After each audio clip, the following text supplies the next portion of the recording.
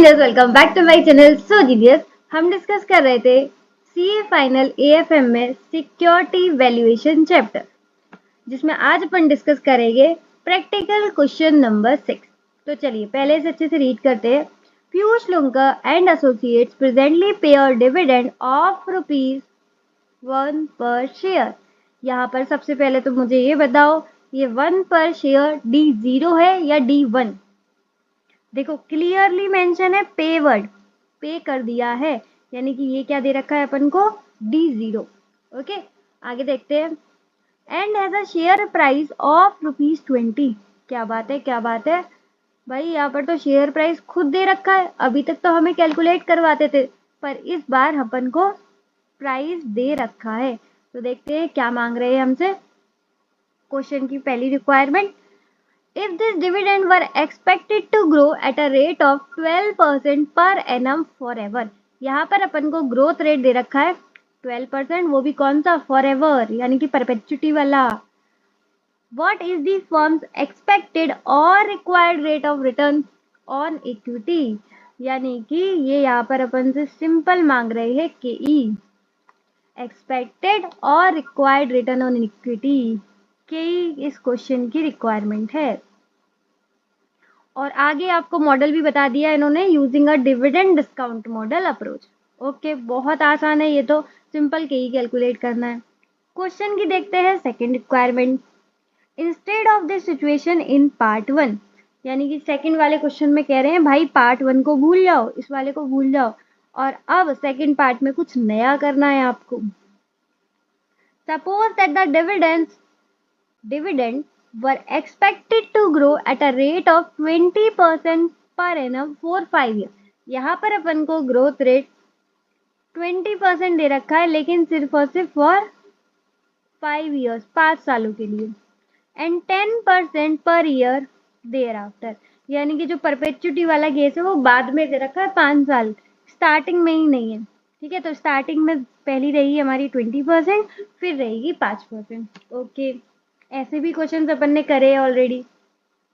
Now what is the firms expected और required return on equity, यहाँ पर again के ही मांग रहा है। अब पहले वाले के ही में तो बहुत सिंपल है, सेम फॉर्मूला प्राइस वाला लगाएंगे के ही आ जाएगा। लेकिन सेकंड में आपको याद होगा कि इस तरीके के अपन क्या करते थे, प्रेजेंट वैल्यू वाला स्टेटमेंट क्रिएट करते थे, जो हमने सी इंटरमीडिएट में सीखा था, एनपीवी वाला, वो क्रिएट करते थे। और लेकिन उसमें अपन को की पता रहती थी, यहाँ पर की पता नहीं। तो यहाँ पर एक अलग मेथड लगेगा जिसको अपन बोलते हैं trial and error method. Trial and error method, ये इंस्टीट्यूट ने बहुत कठिन तरीके से क्वेश्चन कराया है, स्पेशली इसका क्वेश्चन नंबर 6 का सेकंड पार्ट 2 पेजों में खत्म करा है भाई। इतना आसान क्वेश्चन है और उसको इतना उन्होंने खींच दिया है बेमतलब का। जब आप ये क्वेश्चन सॉल्व करोगे ना, देखना आपको कितना आसान लगेगा। तो एंड में अपना कमेंट सेक्शन में फीडबैक ज़रूर देना इस बार कि क्वेश्चन नंबर 6 जितना हमें इंस्टीट्यूट की किताब में लग रहा था उससे आसान बना कि नहीं बना।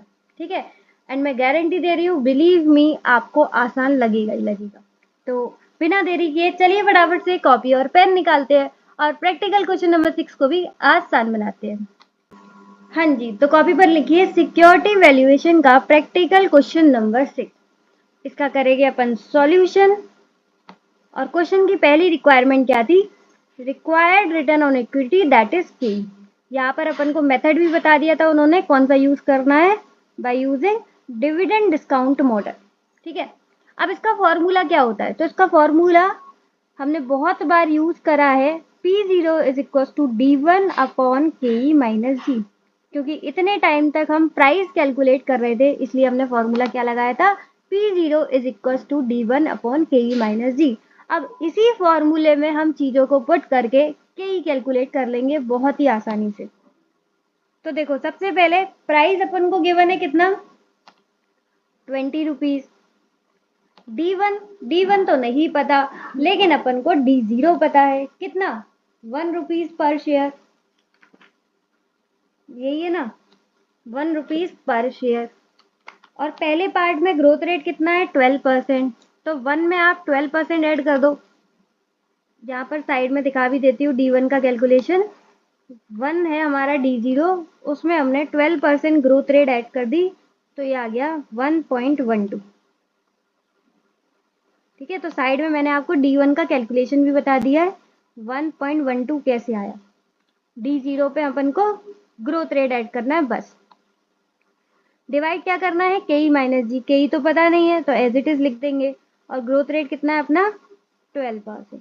ठीक है, अब इसको इधर लेकर जाएंगे, इसको इधर लेकर जाएंगे, तो आ गया KE minus 12% is equal to 1.12 divided by 20।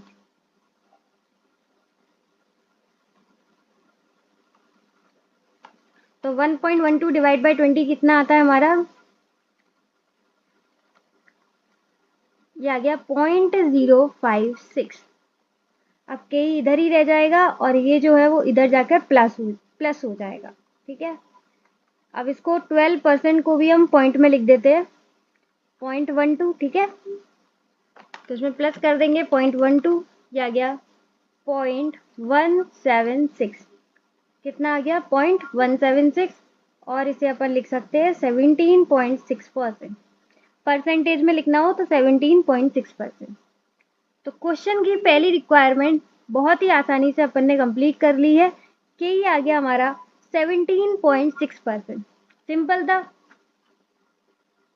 बस कैलकुलेशन में ध्यान रखना है, कैलकुलेशन गलत ना हो जाए। ठीक है, बाकी फॉर्मूला मैंने आपको वही लगवाया है जो इतने टाइम से अपन P0 में लगा रहे थे, D1 अपॉन KE माइनस जी। सारी चीजें हमने पुट कर दी बस KE को छोड़कर, और KE अपन ने कैलकुलेट कर लिया। सिंपल है ना एकदम। फर्स्ट पार्ट इसका बहुत सिंपल था। अब आते हैं सेकंड पार्ट पर। सेकंड पार्ट को भी सिंपल बनाएंगे, टेंशन मत लो, बस फर्स्ट पार्ट कुछ ज़्यादा ही सिंपल था। अब आते हैं क्वेश्चन की सेकंड रिक्वायरमेंट। सेकंड भी है हमारी KE कैलकुलेट करना, लेकिन यहाँ पर जो ग्रोथ रेट दे रखा है वो दो तरीके से दे रखा है। पहले 20% फॉर द फर्स्ट 5 ईयर्स, फिर 10% आगे के लिए, और क्वेश्चन की रिक्वायरमेंट है KE। इसमें अपन क्या लगाएंगे, trial and error method. Trial and error method क्या होता है, ट्रायल एंड एरर मेथड कुछ भी नहीं, जैसा आपने बचपन यानी कि CA इंटरमीडिएट लेवल पे सीखा होगा IRR मेथड। याद आ रहा है, कुछ नहीं याद आ रहा है तो मैं आपको बता दूं, IRR मेथड में कुछ नहीं होता, बस आपको दो काम करने होते हैं। आपको एक चाहिए होता है पॉजिटिव NPV, और एक चाहिए होता है निगेटिव NPV। एक बार आपका पॉजिटिव NPV और निगेटिव NPV आ जाएगा ना, तो देखो अपन क्या करेंगे।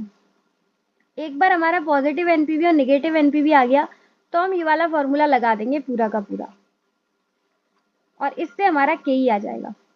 सिंपल। तो बस अपन को क्या चाहिए, पॉजिटिव NPV और निगेटिव NPV, फिर तो हमारा सिंपल सा जो फॉर्मूला है वो लग जाएगा। ठीक है, अब पॉजिटिव NPV और निगेटिव NPV को लाने के लिए मैंने यहाँ पर एक सिंपल सा फॉर्मेट क्रिएट किया है, प्रेजेंट वैल्यू वाला, जिसमें हम हमेशा की तरह तीन चीजें लेते हैं, cash flow, present value factor, और इन दोनों को इनटू करके आ जाता है हमारा present value cash flow. Same एक और बार बना दिया मैंने, cash flow, present value factor और प्रेजेंट वैल्यू कैश फ्लो। ठीक है, दो दो बार क्यों बनाया है, ताकि एक बार हमारी पॉजिटिव NPV आ जाए, फिर एक बार निगेटिव NPV आ जाए, इसलिए मैंने एक ही फॉर्मेट में दो NPV क्रिएट कर दिए। ठीक है, तो चलो यहाँ पर हमारा मेन है कि हमें PV फैक्टर कौन सा लेना है। तो कुछ भी आप अज्यूम कर सकते हो। अब कुछ भी का मतलब ये नहीं है अब इतना ज्यादा हाई ले लो या इतना ज्यादा लो ले लो, आपको एक डिसेंट रेट लेना है। अब डिसेंट का मतलब क्या है, दिखने में अच्छी होनी चाहिए। अरे नहीं भाई, देखो जैसे कि अपना KE इससे पहले वाले पार्ट में कितना आया है, ये आया है 17.6, तो आप इसी के आसपास ले लो। अब हमारा जो इंस्टीट्यूट है उसने जो पहली रेट ली है वो ली है 18%। ठीक है, लेकिन मैं यहाँ पर थोड़ा सा अलग कराने के लिए क्वेश्चन पहली रेट जो ले रही हूँ वो 17% ले रही हूँ, क्योंकि हमारा आंसर 17.6 आया था, तो मैं 17% ले रही हूँ। ठीक है, कुछ भी अज्यूम कर सकते हो, लेकिन आस पास ही अज्यूम करना चाहिए, ना ज्यादा दूर ना ज्यादा पास। ठीक है, तो क्वेश्चन ने हमारा जो इंस्टीट्यूट है उन्होंने 18% से किया है, मैं थोड़ा सा अलग करने के लिए यहाँ पर 17% कर रही हूँ। एक सेकेंड,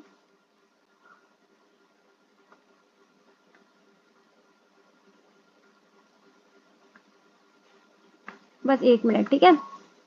17%, क्योंकि आपको बस मुझे फॉर्मेट समझाना है। आप चाहो तो इसे 18% से भी कर सकते हो, बट एक बार मेरे से फॉर्मेट समझ लो कि किस तरीके से आपको सॉल्व करना है, ठीक है। और 18% से हमारे इंस्टीट्यूट ने कराया ही है, तो थोड़ा अलग करने के लिए हम 17% ले रहे हैं, क्योंकि मुझे 17% से पता है कि 17% से आराम से पॉजिटिव एनपीवी आ जाएगा, इसलिए मैं 18 नहीं ले रही, मैं ले रही हूँ 17, ताकि अच्छा खासा एक पॉजिटिव एनपीवी आ जाए। सबसे पहले बात करते हैं हम कैश फ्लोज की। कैश फ्लो क्या मिलता है अपन को? वही डिविडेंड, तो D1 मिलेगा पहले अपन को। याद रखना है कि स्टार्टिंग में ग्रोथ रेट क्या रखना है। फर्स्ट 5 ईयर्स में ग्रोथ रेट कितना है? 20%, एंड देन 5 ईयर्स के बाद होगा हमारा 10%, ठीक है। बस ये याद रखना ग्रोथ रेट। अब देखो स्टार्टिंग में अपन को कितना मिला था? D0 1, तो 1 के बाद की कहानी होगी। 1 में हमें 20% ग्रोथ रेट ऐड करना है, ये आ गया 1.2। फिर अगेन 20% ऐड करना है, ये आ गया 1.44। अगेन 20% ऐड करेंगे, 1.728 आ रहा है। मैं 2 डेसिमल में राउंड ऑफ करूं तो 1.73 आ जाएगा। 1.73 में अगेन 20% ऐड करेंगे, ये आ जाएगा 2.076। अगेन राउंड ऑफ करेंगे तो आ जाएगा 2.08। 2.08 को 20% से ग्रोथ रेट करेंगे तो 2.496 आ रहा है, तो इसको हम कर देते हैं 2.50। अब ध्यान रखना 5 साल तक है, बस 5 साल तक है 20% ग्रोथ रेट, यानी कि इसके बाद जब ऐड होगा तो वो कितना होगा? D6 कितना आएगा? D6 आएगा हमारा 10% ऐड करके, जो कि आया है 2.75। तो D1, D2, D3, D4, D5 यहाँ तक हमने 20% ग्रोथ रेट ऐड किया है, और D6 में अपन ने ऐड किया है कितना? 10%। अब यहाँ पर हम क्या लिखते हैं? D6 upon KE minus G। तो KE अपन ने कितना लिया है? 17% अज्यूम किया है, क्योंकि अभी तक तो अपन को KE पता नहीं है, तो हमने क्या अज्यूम किया? 17%। और ग्रोथ रेट क्या रहेगा आपसे? 10%। और इन सबसे क्या आएगा हमारे पास? P5। यहाँ पर लिख भी देती हूँ अलग से, अलग पेन से लिख देती हूँ। ये ऐसे क्वेश्चंस मैंने करा रखे हैं, इसलिए इतना फास्ट जा रहा है, ठीक है। अगर आपको फास्ट लग रहा है तो फास्ट है नहीं, ऐसे क्वेश्चन ऑलरेडी हो चुके हैं, जिसमें मैंने आपको बार बार ये बताया था कि अब जो है 6वें साल से D6 आएगा, तो D6 upon KE minus G formula लगेगा। और जब भी D6 आता है इसका मतलब प्राइस कौन सी है? 5th ईयर की, ठीक है। इसलिए मैंने यहाँ पर ईयर 5 लिया है, क्योंकि हम प्रेजेंट वैल्यू ईयर 5 के से ही डिस्काउंट करेंगे। हो गया। अब करते हैं present value factor at the rate 17%। तो पहले डिस्काउंटिंग फैक्टर निकाल लेते हैं। 0.8547, इसको हम 4 डेसिमल में ले रहे हैं। 0.7305, 0.6244, 0.5336, यानी कि 7 हो जाएगा। 0.4561, और 5th ईयर का ही डिस्काउंटिंग फैक्टर यूज होगा नेक्स्ट में, तो 0.4561। इसलिए मैं यहाँ पर 5th ईयर लेती हूँ हमेशा, ताकि हम लास्ट में भूल ना जाए और 6th ईयर का डिस्काउंटिंग फैक्टर ना ले लें, ठीक है। ये चीज़ मैंने बहुत सारे क्वेश्चंस में कराई है ये वाली, इसलिए थोड़ा सा फास्ट लग रहा होगा। अगर आपने पहले ये क्वेश्चन सॉल्व किए तो आपको पता होगा ये कैसे आता है। स्टार्टिंग में सारी D1 D1 D1 आती है, और लास्ट में हमें P5 मिलता है, price at the end of the 5th year. Clear. अब आ जाते हैं present value cash flow. Simple करना है इन दोनों का मल्टीप्लिकेशन, और कुछ नहीं। 1.2 इंटू 0.8547, ये आ गया 1.0256। 4 डेसिमल में ले लेती हूँ मैं। 0.7305 का इंटू करेंगे 1.44, 1.0519। नेक्स्ट 0.6244 का इंटू करेंगे 1.73, ये आ गया 1.0802। 0.5337 का इंटू करेंगे 2.08। आप भी मेरे साथ साथ कैलकुलेटर पे हाथ चलाना। 0.4561 इंटू 2.50, 1403। नेक्स्ट, अच्छा इसे पहले सॉल्व करना पड़ेगा अपन को, ठीक है, इस पूरे को सॉल्व करना पड़ेगा। तो 2.75 डिवाइडेड बाय 7%, ये आ गया 39.28। अरे एक सेकेंड, 39.29, 39.285 आ रहा है, तो मैंने 39.29 कर दिया। ठीक है, इसे इंटू करेंगे इससे, तो ये P5 जो है वो P0 में बदल जाएगी। 39.29 इंटू 0.4561, ये आ गया 17.9202। ये आ गए सारे के सारे present value of cash flow. जो भी अपन को फ्यूचर में मिलने वाला है उन सबको मैंने डिस्काउंट कर लिया, उन सबको मैंने डिस्काउंट कर लिया। अब इन सबको हम कर लेंगे प्लस। 1.0256, 1.0519, 1.0802, 1.1101, 1.1403, 17.9202।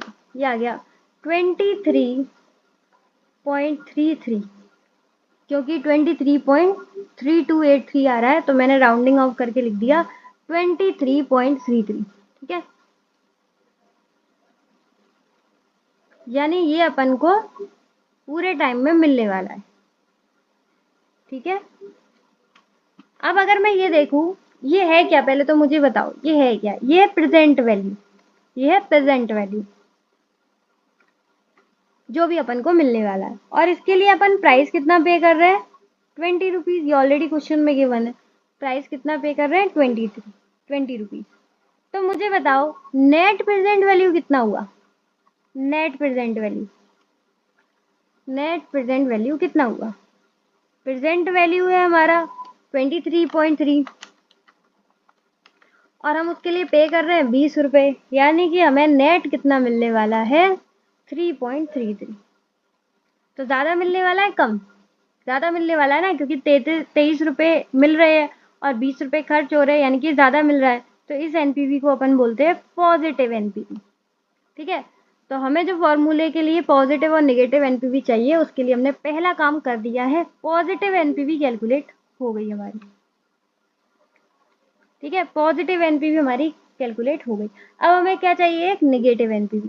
तो जो भी आपने डिस्काउंटिंग फैक्टर लिया है ना, उससे अगर आपकी पॉजिटिव एनपीवी आई है तो आप एक काम करो, उस डिस्काउंटिंग फैक्टर को बढ़ा दो, आपकी नेगेटिव एनपीवी आ जाएगी। ये आपको बात पता होगी, नहीं पता है तो सुन लो। अभी हमने 17% लिया था डिस्काउंटिंग फैक्टर, इससे हमारी पॉजिटिव एनपीवी आ गई है। तो अब हमें एक नेगेटिव एनपीवी चाहिए, तो हम क्या करेंगे, डिस्काउंटिंग फैक्टर को बढ़ा देंगे। तो 17 से अब मैंने कर दी 19%। ठीक है, तो अब जो काम आपने पॉजिटिव एनपीवी के लिए किया था, सेम टू सेम काम आपको नेगेटिव एनपीवी के लिए करना है। तो सबसे पहले कैश फ्लोज। अब देखो स्टार्टिंग के सारे कैश फ्लो जैसे यहाँ पर थे वैसे ही यहाँ रहेंगे, क्योंकि ग्रोथ रेट यहाँ भी सेम थी और यहाँ भी। तो स्टार्टिंग के कैश फ्लो सेम रहेंगे, 1.2, 1.44। तो इसको अगेन कैलकुलेट करने में टाइम वेस्ट नहीं करना, same to same copy paste कर देना। यहाँ तक सेम रहेंगे। लास्ट में क्या अलग रहेगा, ग्रोथ रेट तो सेम थी, तो D6 तो सही आएगा, सेम टू सेम। बस यही अलग था, यहाँ पर 17% है, यहाँ पर हमें करना है 19%। बस यही अलग है, इसलिए प्राइस डिफरेंट आएगा। 2.75 डिवाइडेड बाय 9%, ये आ गया 30.55, यानी इसे हम लिख देंगे 30.56, राउंडिंग ऑफ करके 30.56। ठीक है, अब हमें 19 का डिस्काउंटिंग फैक्टर चाहिए, तो 1 डिवाइड बाय 1.19, 0.8403, 0.7062, 0.5934। देखो थोड़ा सा लेंदी मेथड है, लेकिन एक दो बार करोगे तो इजी हो जाएगा। ठीक है, और प्रेजेंटेशन भी इजी हो जाएगा, आपको याद रहेगा कि हाँ इस तरीके से अपन को करना है। 1 2 3 4 5, अरे मैंने बातों बातों में क्या कर दिया, एक और डिस्काउंटिंग फैक्टर ले लिया। 5th ईयर में तो सेम ही रहेगा ना, इससे इंटू होगा इसका। 30.56 इंटू 0.4190, ये आ गया 12.8046। अब बस कुछ नहीं करना, इंटू करते जाओ। 1.2 इंटू 0.8403। देखो सिर्फ आपके लिए मैं ये सारी कैलकुलेशंस कर रही हूँ, अदरवाइज मैं पहले से सॉल्व करके लिख दूंगी, लेकिन मैं चाहती हूँ कि आप भी ये सब कैलकुलेटर पर मेरे साथ साथ कैलकुलेट करो। इससे क्या होगा, आपको पढ़ाई में अकेलापन भी नहीं लगेगा और साथ के साथ क्वेश्चंस भी सॉल्व हो जाएंगे। और आप ये सोचो कि नहीं नहीं मैं तो बाद में कैलकुलेट कर लूँगा, ये तो बहुत ईजी चल रहा है, तो ऐसे नहीं करना है भाई। प्रैक्टिस नाम की भी एक चीज़ होती है, तो आपको करनी ही पड़ेगी। इसलिए मैं देखो खुद कैलकुलेटर हाथ में रखकर आपके लिए सॉल्व कर रही हूँ। 0.5934 इंटू 1.73। आप भी कैलकुलेटर को उठा ही लो, अब बहुत देर हो गई। 0.49 2.08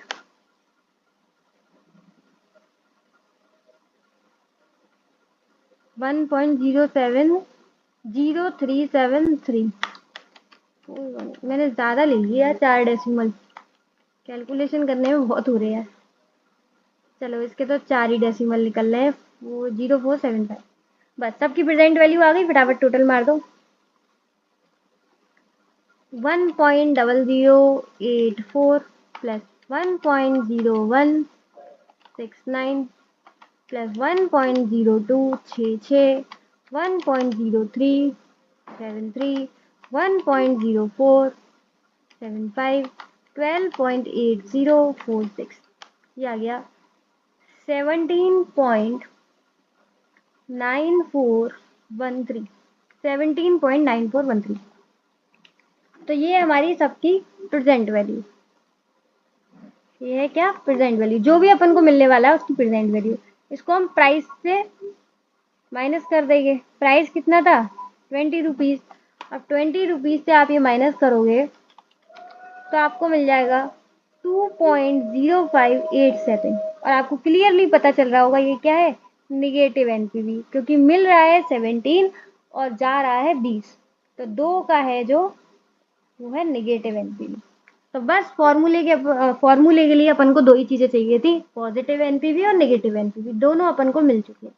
अब आ जाते हैं फॉर्मूले में, बस सारी चीज़ें पुट करनी है।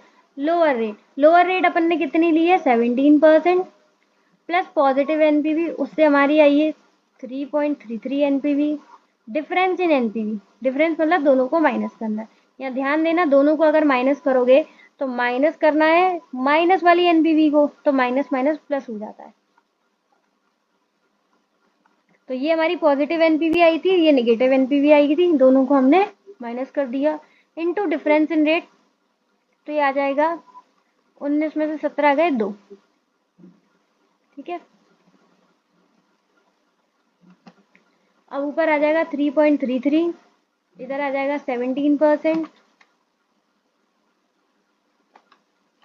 एक सेकेंड, 3.33 में अपन को प्लस करना है 2.0587। ध्यान रखना दोनों का प्लस होगा, क्योंकि माइनस माइनस प्लस होता है, बहुत लोग यहीं पर धोखा खा जाते हैं। और डिफरेंस इन रेट है 2। अब फटाफट डिवाइड कर देते हैं पहले। 3.33 डिवाइडेड बाय 5, 3.33 डिवाइडेड बाय 5.3887, ये आ गया 0.6179, फिर 59 है, इंटू 2 कर देंगे। ठीक है, उसके बाद 17% प्लस कर देंगे, तो 0.61796 इंटू 2 ये आ जाएगा 1.3 और इधर है 17 पर, तो 17 प्लस 18 18.23% आ रहा है, 18.23%। देखो डेसिमल अपन ने अलग लिए हैं तो थोड़ा इधर उधर हो सकता है पॉइंट के बाद आंसर, और हमने जो परसेंटेज है, जो लोअर रेट है वो भी अलग ली है, हमने 17% ली है और हमारे इंस्टीट्यूट ने 18% लिया है, तो थोड़ा सा अलग आ सकता है, कोई उसमें बड़ी बात है नहीं। इंस्टीट्यूट का आंसर आ रहा है 18.10 और अपना आ रहा है 18.23। देखो काफी पास आ रहा है, बिल्कुल सही है अपना, ये आ गया हमारा के 18.23। तो घबराना मत, अलग अलग आ रहा है क्योंकि देखो वहां पर हमें बताने थोड़ी आएगा इंस्टीट्यूट कि लोअर रेट 18% लेना है और हायर रेट 19%। हमारे जो मन में आएगा वो अज्यूम करेंगे। हाँ, ना ज़्यादा हाई करना है ना ज़्यादा लो करना है, एक मीडियम साइज पे ही आपको अज्यूम करना है कौन सा डिस्काउंटिंग फैक्टर। तो एक आपको अगर आईआर कैलकुलेट करना नहीं आता था आपको सी इंटरमीडिएट लेवल पर, तो दो काम कर लेना। पहला, ये फॉर्मूला याद कर लेना, ट्रायल एंड एरर मेथड वाला, आईआरआर मेथड भी बोल सकते हैं। और दूसरी चीज ये याद रखना कि पॉजिटिव एनपीवी और नेगेटिव एनपीवी कैसे कैलकुलेट करते हैं। बस इतना अगर आपको समझ में आ गया है तो आपके लिए आंसर बहुत ही आसान बन जाएगा। और मैंने तो यहाँ पर आपको पूरा समझाया है, ऊपर से एक एक कैलकुलेशन करी है, इसलिए इतना टाइम लगेगा। अदरवाइज आप इसे एक दो बार करोगे तो आपके लिए बहुत आसान रहेगा, 10 से 15 मिनट में आराम से सॉल्व हो जाएगा। और ऐसे क्वेश्चंस मार्क्स भी काफ़ी हाई आते हैं। ठीक है, तो मार्क्स गेनिंग है, अच्छे से कर लेना प्रैक्टिस। कमेंट सेक्शन में फीडबैक ज़रूर बता देना कि किस तरीके से समझ में आए प्रेजेंटेशन वगैरह, और इंस्टीट्यूट से मैंने आसान बनाया कि नहीं बनाया वो भी कमेंट सेक्शन में फीडबैक ज़रूर दे देना। स्टार्टिंग में ही मैंने बोला था। बाकी लाइक शेयर एंड सब्सक्राइब कर दो चैनल को। आज के लिए बस इतना ही, इसी के साथ इसी तरीके से खुश रहिए, मुस्कुराते रहिए। मिलते हैं नेक्स्ट वीडियो में, तब तक के लिए bye bye, be happy always.